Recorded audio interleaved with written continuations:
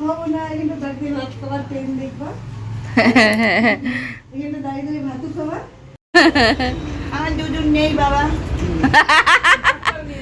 একটা ডাক্তার নিয়ে নিয়ে বাবা ভিউয়ার্স বাড়বে, কত ভিউয়ার্স হবে। তুমি ও টিপ হচ্ছে, লিপস্টিক, কানের দুল, হার, ও কানের দুল হার পরবে আবার।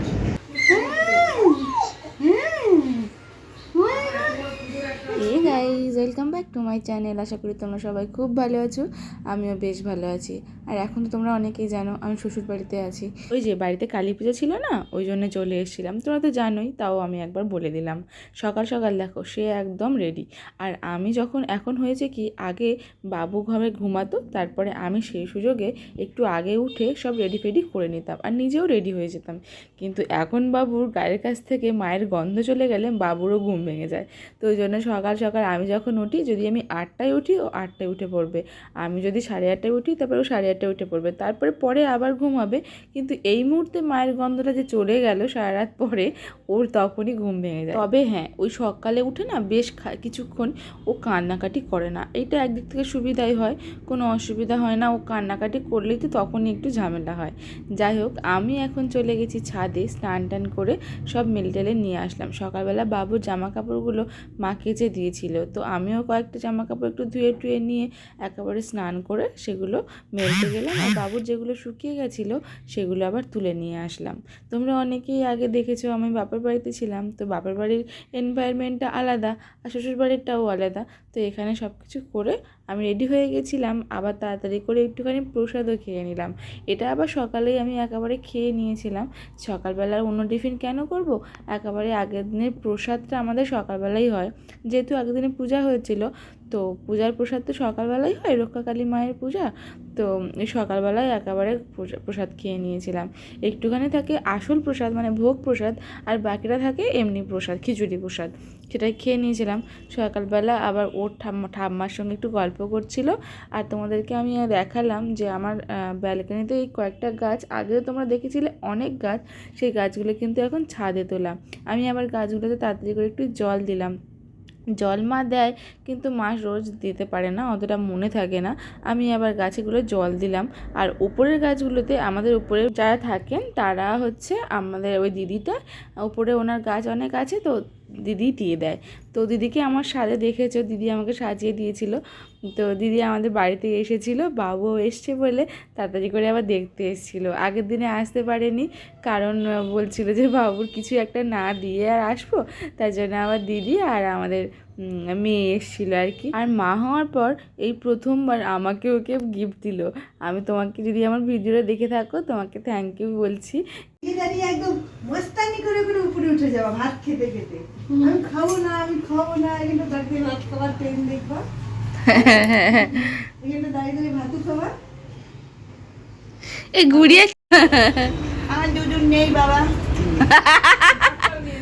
একটা ডাক্তার নিয়ে নিয়েছে, একটা আছে। দুধু খেয়ে আমার মেজাজ ঠিক হলো, দেখি ভাই দুধু খেয়ে পেয়েছি। ও তো বেশি খিদে পায়নি। দিদি নাকের টাকা খুলে দিয়েছে কেন? নাকের তো রাখতে হয়, আমি উপরে থাকতে ব্যথা হয়। হ্যাঁ। চিমটি খাচ্ছি আমি, ওরা মায় বসিয়ে না। ডিগ ডিগ ডিগ ডিগ ডিগ ডিগ। তোর দিদাকে নিশ্চয়ই ভালোভাবে চিনিস। হাত পাতা দেখি, এখনো অত বয়স হয়নি হাত পাতলে। ওই হাত পাতলে আসার বয়সটাই 6-7 মাস পর থেকে হবে। এখনো তো জানে না। ওই যে করে উঠি, হ্যাক করে, হ্যাঁ, ওই ওই তখন তোলাইনি। হ্যাক করে দেখি। আর দুধ তোলে যা গল গল।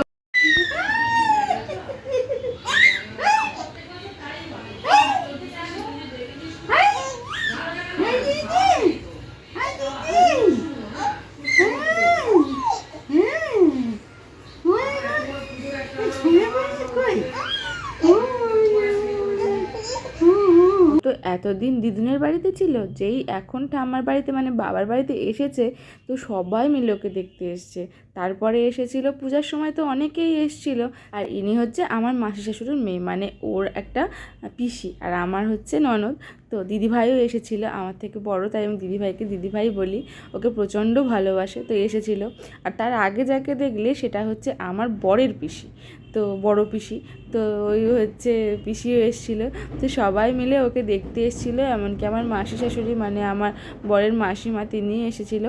আসলে আমার বর যেহেতু বাড়ির একটাই ছেলে, তাই ও খুব আদরের, মানে আমার ছেলে।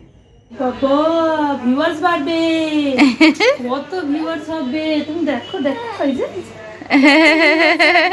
যে বোনো বোনো কোনো দিদি ভাইকে এই ফটো ফটো দেখ, ভিডিও ভিডিও ভিডিও বলে দিদি দিদি ভাই ওর খুব মজা, ওর ভাই হয়েছে, ওর খুব মজা। হাম্পাদা একটা ফটো তোলো তো, হাম্পাদা একটা হাম্পা দে, একটা ফটো তুলি। না এই তাড়াতাড়ি চলে গেলে হবে কি করে? ফটো আস্তে আস্তে আস্তে আস্তে। হ্যাঁ,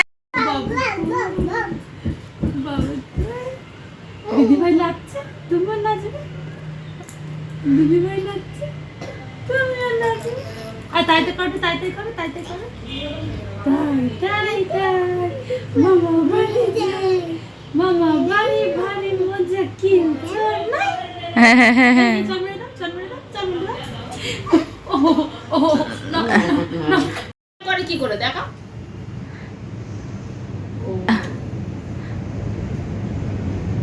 কাজল করছে এটা।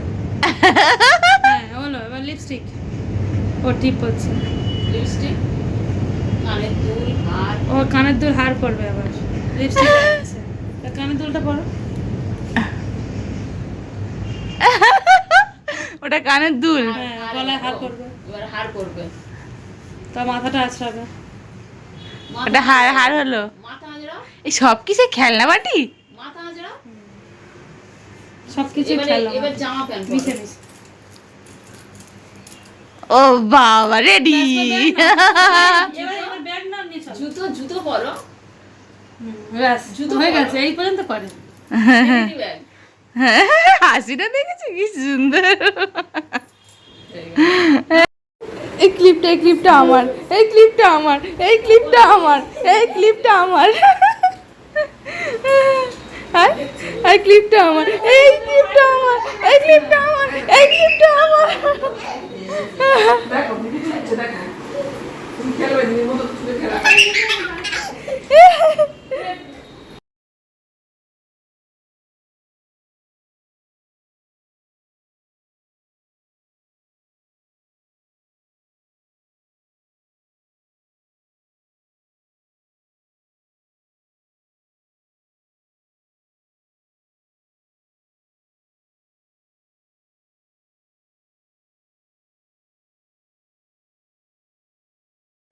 বাড়িতে কোনো গেস্ট আসলে বাচ্চাদের প্রচণ্ড ভালো লাগে, আর আমার আরও বেশি ভালো লাগে, কারণ আমাদের বাড়িতে বেশি লোকজন নেই। কেউ আসলে আমার তো খুব ভালো লাগে, কারণ আমি খুব কথাবার্তা বলতে পারি আর বেশ সময়টাও কাটে।